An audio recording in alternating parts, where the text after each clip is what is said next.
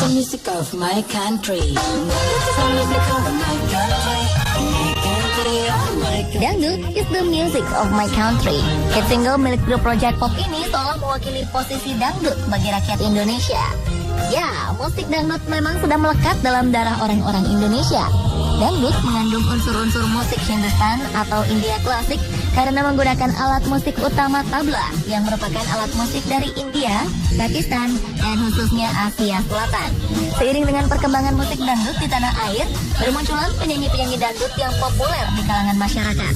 Pedangdut ini memiliki kisah dan perjuangan sendiri hingga akhirnya menjadi populer. Berikut 7 pedangdut populer versi On The Spot.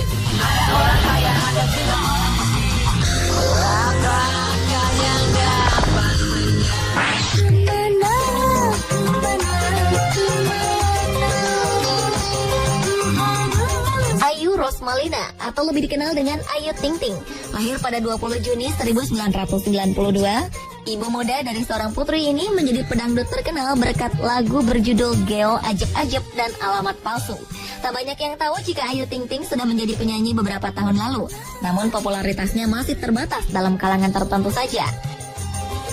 Namanya mulai melejit menjadi terkenal setelah jutaan penonton menyaksikan video klip Alamat Palsu di situs YouTube. Setelah itu anak pertama dari 2 bersaudara pasangan Abdul Razak dan Umi Kalsum ini pun diundang ke berbagai acara di stasiun televisi Indonesia. Ayu mulai dikenalkan dengan musik dangdut oleh sang ibu yang juga seorang penyanyi sejak usia 4 tahun. Ia juga dikenalkan pada dunia modeling. Namun minat Ayu pada musik dangdut terlihat lebih kuat. Setelah merilis lagu Alamat Palsu, ia mengeluarkan single kedua bertajuk Sik Asik. Lagu Sik Asik tercatat menjadi lagu terlaris sepanjang 2011. Uniknya, baik dari segi fashion hingga warna rambut Ayu merupakan dampak dari kegemarannya terhadap K-pop atau Korean pop. Hal ini membuatnya kerap berdandan ala penyanyi Korea dan ini seolah telah menjadi ciri khasnya.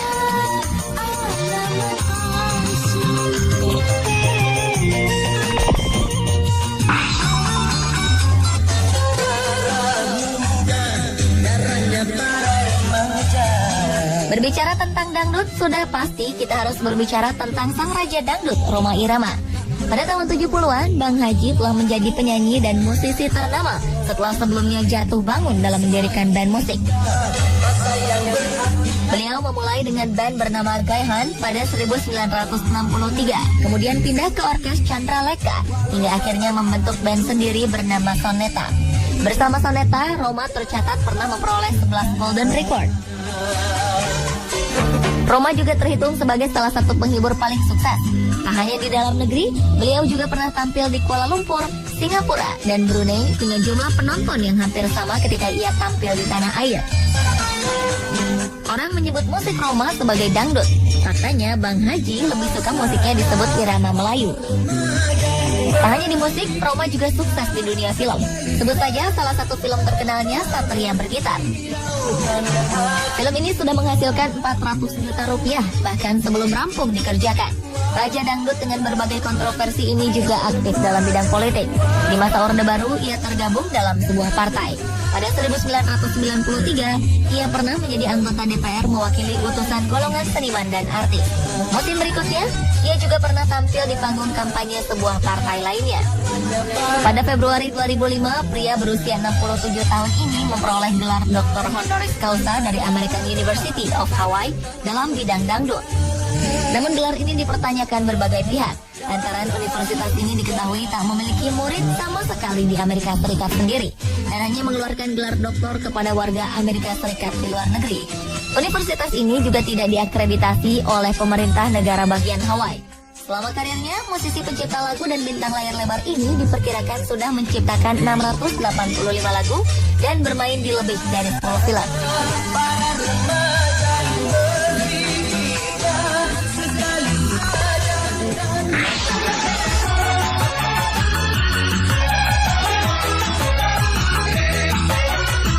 Selanjutnya adalah Zaskia Gotik.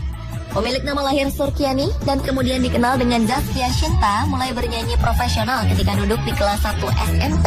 Perempuan kelahiran Bekasi 27 April 1990 ini mulai mengikuti berbagai lomba nyanyi hingga ia mendapat jadwal panggung reguler dari satu kafe ke kafe lainnya. Sayangnya, aktivitasnya ini membuatnya memilih untuk meninggalkan sekolah dan menekuni dunia tarik suara. 2011, kesempatan Zaskia untuk serius di dunia tarik suara mulai terbuka lebar. Sebuah label musik menggandeng namanya. Oktober 2011, single perdananya bertajuk 1 Jam mulai beredar di pasaran. Soal aliran musik, ia memilih aliran house pop dengan memadukan beat kencang. Pemilik trademark goyang itik ini juga menuai kontroversi. Sebuah grup duo bernama Demoka menggugat goyangan Zaskia karena dianggap mirip dengan goyangan mereka yang diberi nama goyang bebek. Zaskia sendiri beralasan goyangannya sudah menjadi ciri khas sejak ia pertama kali tampil pada 2005. Nama goyang itik juga merupakan pemberian masyarakat dan bukan inisiatif Zaskia sendiri. Keduanya pun sepakat berdamai dan tetap tampil dengan goyangan dan nama masing-masing.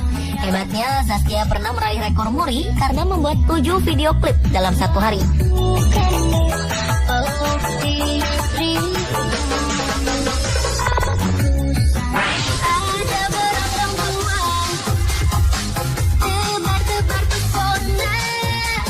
Musik dangdut seperti sudah berjodoh dengan penyanyi kelahiran 11 November 1991 ini. Ayah, ibu, dan ketiga kakaknya ternyata juga terjun di dunia dangdut. Meski begitu, Siti Badriah pernah mencoba musik lain.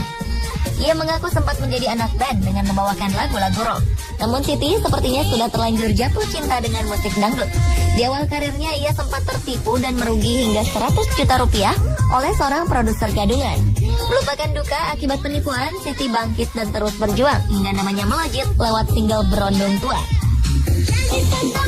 Siti Badriah aktif menyanyi sejak kelas 2 SD. Saat itu Siti merupakan penyanyi keliling dan sering bernyanyi bersama penyanyi-penyanyi ternama. Ia juga pernah mengikuti berbagai festival musik untuk mengasah dan menambah pengalaman bernyanyinya. Hal ini membuat seorang pencipta lagu menawarkan Siti untuk membawakan lagu ciptaannya. Atas kerjasama ini, Siti mengeluarkan single berjudul Melanggar Hukum yang kemudian dibeli oleh perusahaan rekaman. Saat ini Siti mempunyai 3 buah single laris lainnya, yaitu Suamiku Kawin Lagi, Goyangan Manjur, dan Berondong Tua.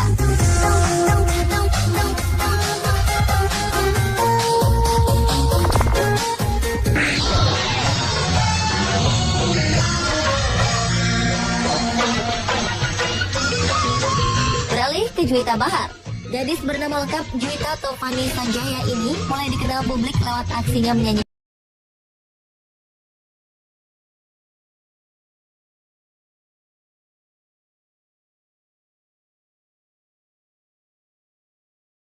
Bahar. Sang ibu sempat tak mengakuinya sebagai anak karena berada di puncak popularitas. Penolakan ini begitu membekas pada diri Jui. Bahkan setelah ia koma selama 15 hari akibat penyakit radang otak, sikap Jui kepada sang bunda tetap sama, padahal sang ibulah yang membantu perawatannya. Namun kini hubungan keduanya sudah membaik. Jui sudah mengikuti jejak sang ibu sebagai penyanyi profesional. Album pertamanya berjudul Maybe Yes, Maybe No cukup dilirik pasaran. Di tengah menggeliatnya kembali musik dangdut, berbagai tawaran membanjirinya.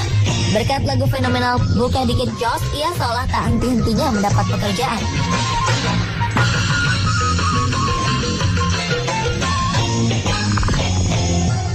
Para penonton, bapak-bapak, ibu-ibu, semua yang ada di sini.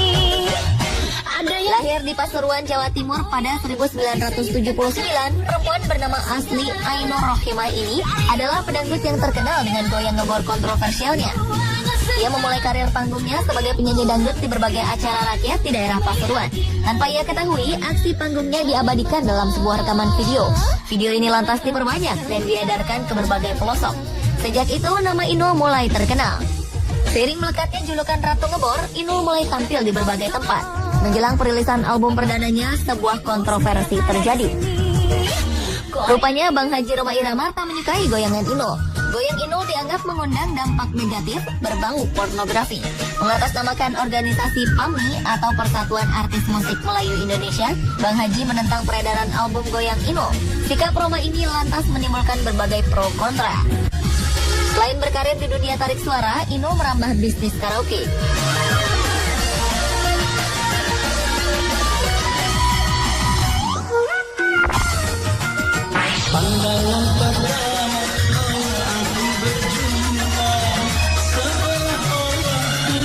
Fuad Rafiq atau biasa dikenal dengan A. Rafiq merupakan aktor dan penyanyi dangdut populer di Indonesia. Hits berjudul Pandangan Pertama menjadi top hits di pertengahan 1978. Melihat A. Rafiq sudah pasti identik dengan kostum ala Elvis Presley. Pria berdarah India Pakistan ini pernah belajar akting di Institut Kesenian Jakarta. Tak banyak yang tahu bahwa A. Rafiq mulai menjalani karir bermusiknya dengan membawakan lagu-lagu Elvis Presley. Pada tahun 1970-an, Rafiq mulai menetap di Jakarta dan mulai meramu beberapa unsur dalam lagu dangdutnya. Ia juga memandukan tarian di film India, silat Mandarin, tari Zapin, serta gaya rock and roll dalam aksi panggungnya. Beberapa anak Rafiq juga mengikuti jejaknya di dunia hiburan Indonesia, antara lain Fairuz. Rafiq tutup usia pada 19 Januari 2013 akibat penyakit jantung.